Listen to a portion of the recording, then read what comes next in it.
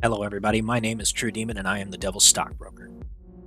The stock market can be a roller coaster ride for investors, and one of the most unpredictable twists and turns is the legendary and elusive short squeeze. This phenomenon can happen when a stock that many investors are betting against suddenly sees a surge in demand, driving the price up and causing those who bet against it to take on massive losses. This encourages shorts to cover or buy to close their positions, thereby increasing the price of the stock, causing even more shorts to cover their positions. This process repeats in a positive feedback loop, sometimes resulting in explosive price action that crushes slow to close short sellers, causing them to sustain massive losses in the process. If you're a member of the retail trading community that's been involved in the stock market at least since 2020, I'm sure you're very familiar with this concept. Now, thanks to the dedicated work of the market data development team at Hell's Trading Floor, a new tool called the Scourge Bot has emerged to help retail investors identify these short squeezes before they happen. The Scourge Bot uses sophisticated algorithms and market data to analyze the stock market and identify potential short squeezes before they happen. In fact, a new signal has just been generated, indicating that a new short squeeze may be imminent. Hell's Trading Floor's Scourge Bot is one of many projects that Hell's Trading Floor is designing to assist retail investors in beating Wall Street hedge funds at their own game, by turning the retail trading crowd into a massive hedge fund in its own right, by giving individual traders access to the same level and breadth of market data as the biggest institutions. Through the power of hive-minded data sharing and collective knowledge, Hell's Trading Floor is working on turning the market on its head, and it all begins with our Scourge Bot. Demonstrate the power of this new piece of technology that we're sharing with our traders. In this video, I'll be reviewing one of the latest tickers signaled by ScourgeBot and sharing the details of the trade with everybody so that you all can add this ticker to your watch list and decide for yourselves what kind of power this little bot of ours has to offer. Thank you so much for watching, and have a hell of a time in the markets.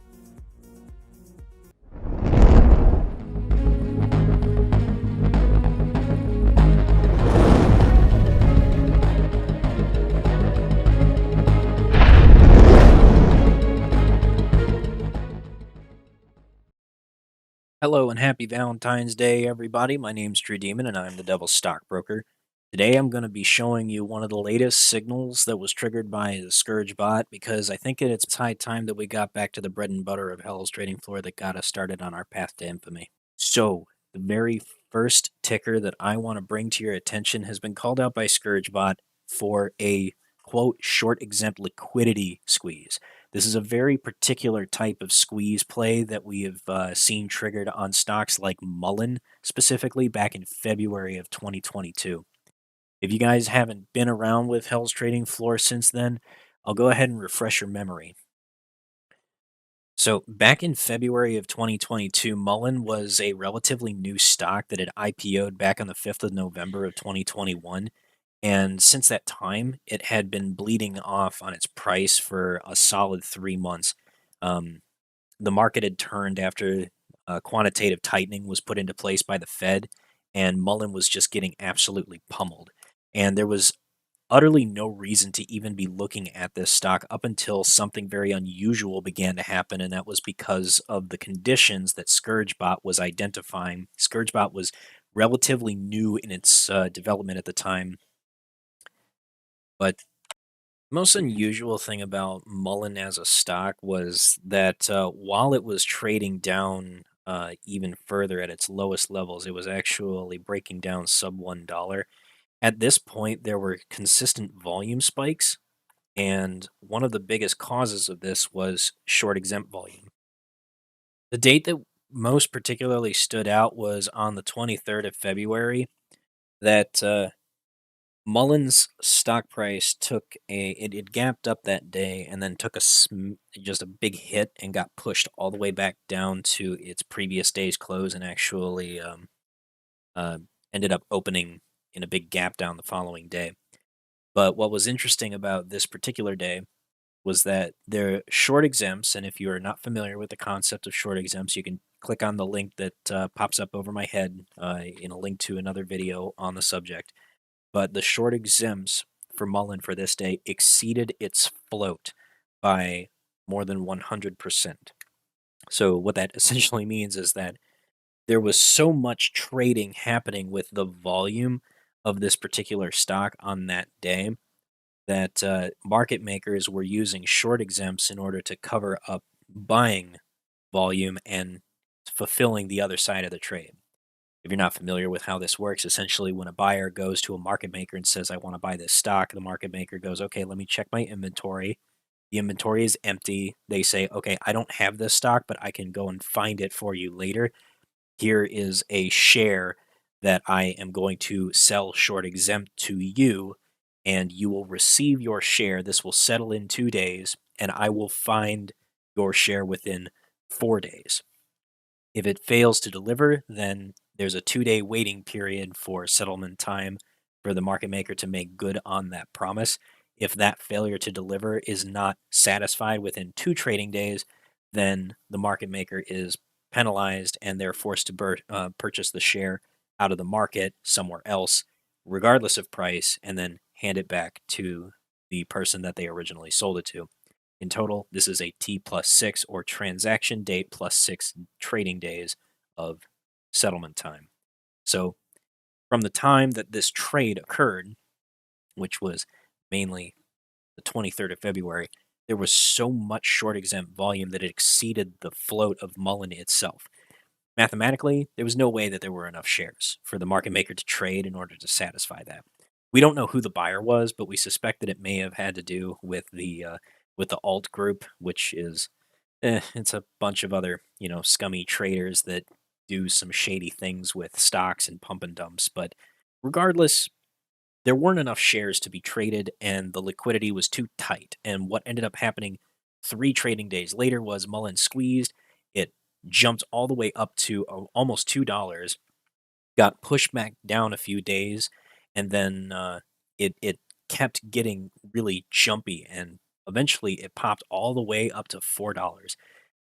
From the time that it was called out by Hell's trading floor on the 23rd of February, if you had gotten an entry on that particular day, then even to the opening day of March 21st, that's less than 1 month of trading, Mullen stock went up more than 400%. And the purpose of me pointing this out is just that liquidity squeezes are a real thing.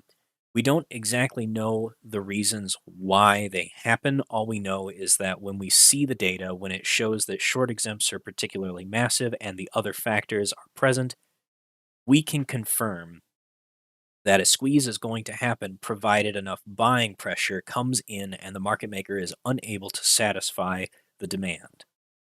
And that brings me to the subject of our ticker for today, HLGN Incorporated, ticker symbol HLGN.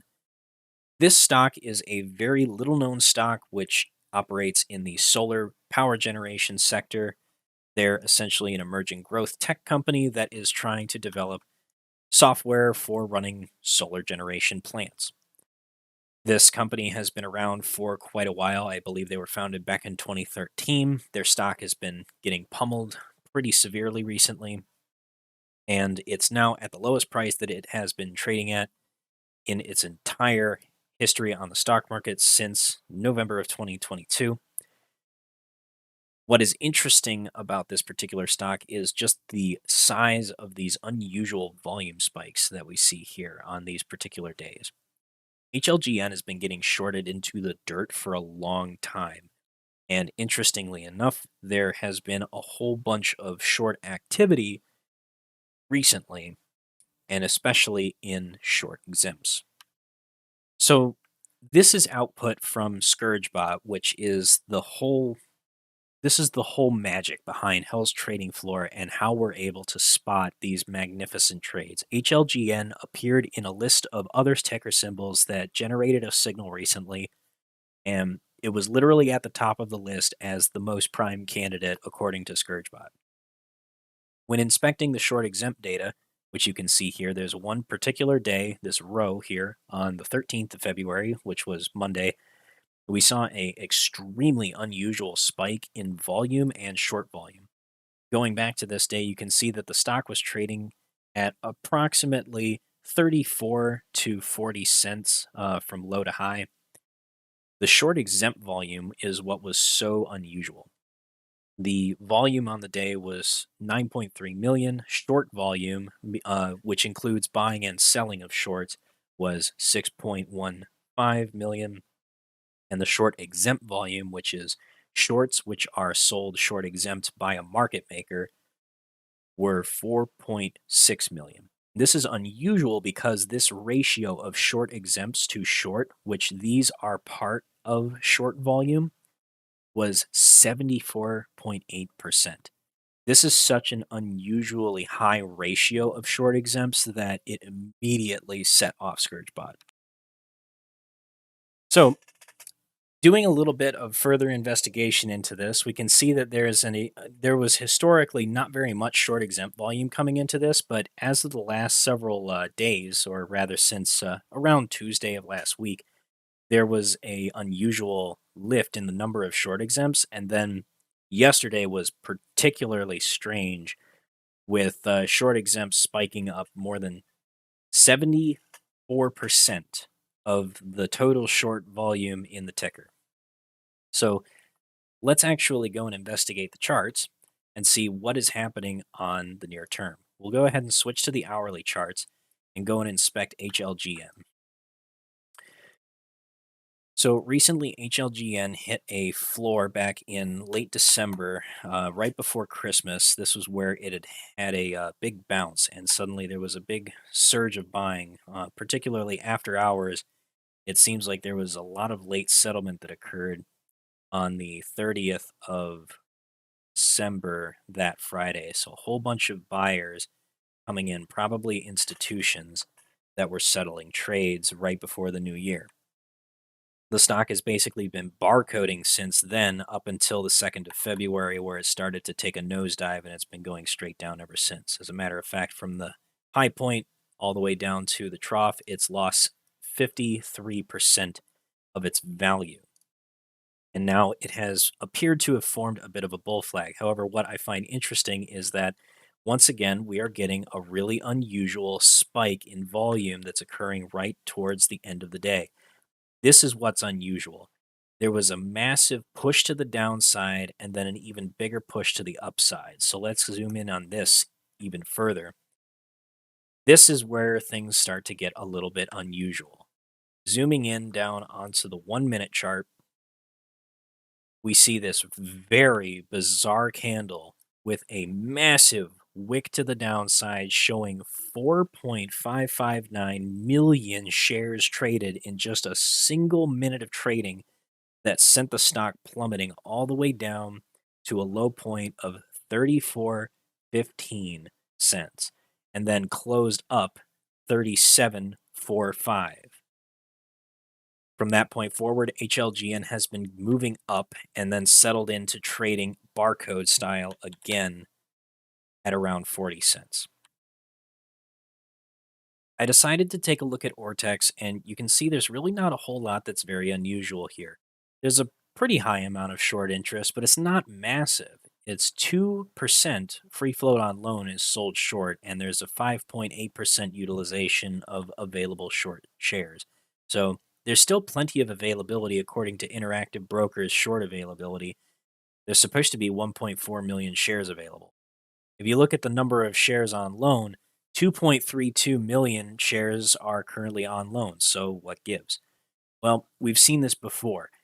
Whenever we see these massive amounts of short exempts, what tends to happen is a few days later, we'll see a massive spike of shares on loan. And then shortly after that, we're going to start to see the short interest jump up massively. The availability of shares sold short or shortable shares starts to go away, and the cost to borrow begins to increase. Sometimes, in most extreme cases, we'll see security lending volume spikes go up massively and almost in like a exponential crescendo style where you see these big bars start to increase more and more and more over time. And in the worst of cases, the stock can end up on the threshold list, which, if you go all the way back to this time when the stock at the time had hit its lowest price back in, as I mentioned, the 22nd of December, that was the same day that this stock ended up on the threshold list for about 1 week before it came back off. All of these signs are very subtle, but they are pointing to the same thing, that there is a very little amount of liquidity in this particular ticker, and that makes it a prime candidate for a short squeeze, which isn't really a short squeeze in the traditional sense because it's not from traditional shorting. It's not from individual investors that are betting against the ticker. It's not anybody pummeling down the company. What is happening is a market maker is using shares that don't exist to fulfill buyer orders, and there's a lack of liquidity in the market that is preventing them from being able to fulfill that supply and demand. Another thing that's worth noting here is the put call ratio, which you can see isolated here on the ORTX chart. The lower this graph goes, the more calls have been opened up in the market for this particular ticker. And usually, this is an indication that more market makers are writing calls or selling calls into the market rather than um, bullish interest in call purchasing. So, this can be a bit of a misleading indicator, but it's worth taking note of because what it does indicate is that there's a bit of a spring or a compression on a spring, if you will, for the stock. The more calls that get written against this particular ticker, especially for market makers, the more risk exposure they have to delta. When a market maker is selling a call, they're usually selling a naked call, which means they don't have the shares to back it up if they get exercised. So if a person purchases that call, if they demand those shares to be purchased, then the market maker is obligated to deliver those shares no matter what. Normally, this is going to occur when a stock has had a big, surge of buyer interest and the price starts going up like crazy. Then all of a sudden the market maker starts buying shares out of the market in order to satisfy delivery requirements. And, you've seen this all before. Right now, we're in the early stages of all this happening right now. So this ticker is now being put on the watch list for Hell's Trading Floor, and we are going to start paying attention to this particular ticker because it's exhibiting unusual behavior. This is a list of the open interest on HLGN, which if you go and look at the options chain for this particular stock, you'll see that almost all of the open interest for calls are pointing towards January 2024. So long way out for these, and it's not a huge amount of gamma yet. But the put call ratio is drifting very rapidly to the downside. So that means a lot of people, or at least market makers, writing calls into the market.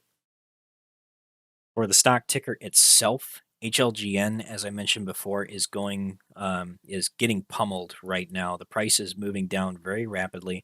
So I want to preface all of this additional information with the notice that this is very risky and stock trading in general is a risky endeavor. But this in particular, this is a high risk scenario. Okay. So please bear that in mind and don't invest with anything that you cannot afford to lose. And don't go throwing money at something just because we talk about short squeezes. There's no such thing as a guarantee or an inevitability or, you know, this has to happen or anything like that in the stock market. That's rarely, if ever, the case. But the I'll go over what's going on with this company right now and kind of give you the lay of the land. So right now it's trading at around 42 cents. It had gotten smacked down to its lowest point and then jumped right back up later that day. And it would appear to me that it looks like a bit of shorting activity, possibly shorts covering or maybe shorts getting into another position. Whatever happened was a massive changeover of shares between two large institutions. It was a really unusual moment for this particular ticker. As far as the latest news on this one, what's really been going on with this particular ticker is they've been going through some executive changes. In addition to that, the stock ticker is currently on notice from the New York Stock Exchange for delisting. At least it's received a non-compliance notice. So they received this notice on Wednesday before December the 28th that the New York Stock Exchange announced that they were below the $1 minimum price average for 30 consecutive days. and they have 6 months to address the discrepancy. This ticker is at risk of delisting, as is usually the case for the tickers that ScourgeBot is calling out, because these are the tickers that experience the greatest amount of liquidity crises in the market. So these come with extreme risks, and that's what I want to make very clear before anyone starts rushing to throw money at something like this. What is more likely to happen is that as this ticker gets pummeled and all that selling pressure begins to weigh down on it, it will increase that spring like compression that I describe. And eventually, what tends to happen is a big institution takes notice of this. They see that all of these short sellers are pushing the share price down and forcing it down in a way that is kind of exhausting the liquidity in the market. And they see that there aren't really a lot of people um, that are willing to buy from the short sellers. So what the large institution will do is they will accept all of those short sale orders from the short seller. They buy them all back, and then they drive the price up rapidly, and then they hammer the shorts in return. So this war going back and forth between institutions occurs quite frequently, and it tends to happen during these moments of major liquidity crunches. So when I point out this 1 minute candle with a huge volume spike on it, this anomaly is worth paying attention to, because this massive drop to the downside and a recovery within a single minute, and the fact that it was 4.559 million shares traded in that single instance, should really catch your attention. Anyhow, let's wrap up the other news. So the CEO and the original founder, Bill Gross, has decided to step down from the company, and an interim CFO has been selected. So now the company is going through a bit of a shuffle in its executive team. And for whatever reason, it would appear to me that at least one institution has taken notice of this.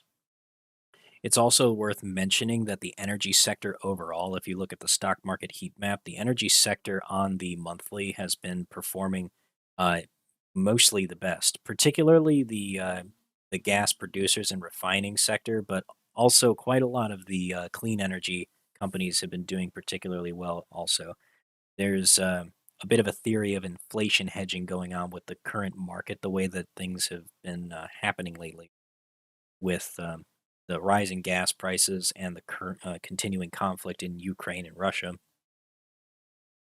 putting pressure on the oil market and kind of driving that price pressure up for oil.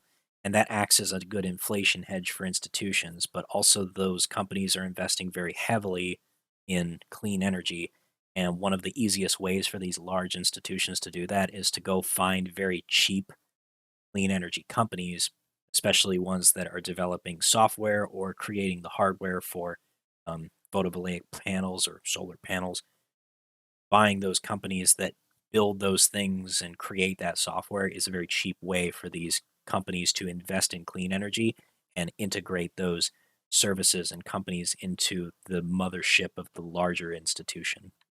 And that's not to say that that's what's happening with HelioGen, but this is the kind of the theory that is driving the energy market, and that's something to pay attention to.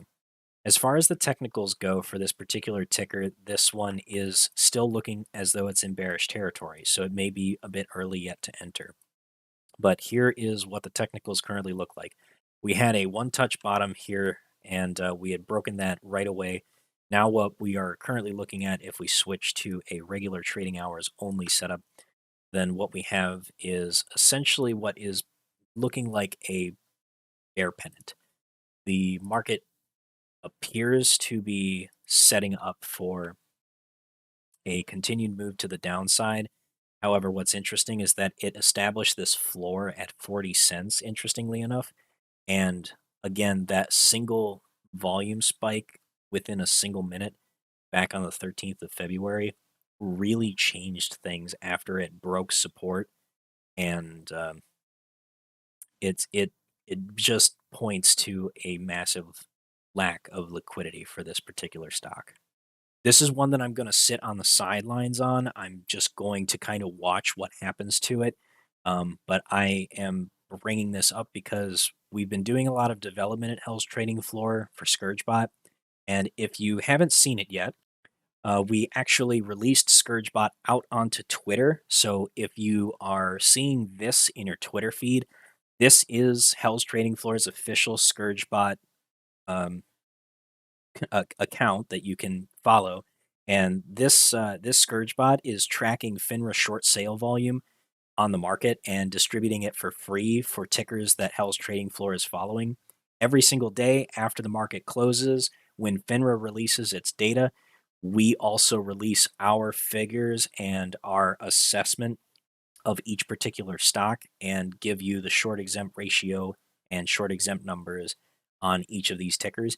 You can follow this account at Scourge_bot on Twitter, and you can use this to track all of the tickers that we like to watch. Currently, we're following GME, AMC, APE, BBIG, and MULN.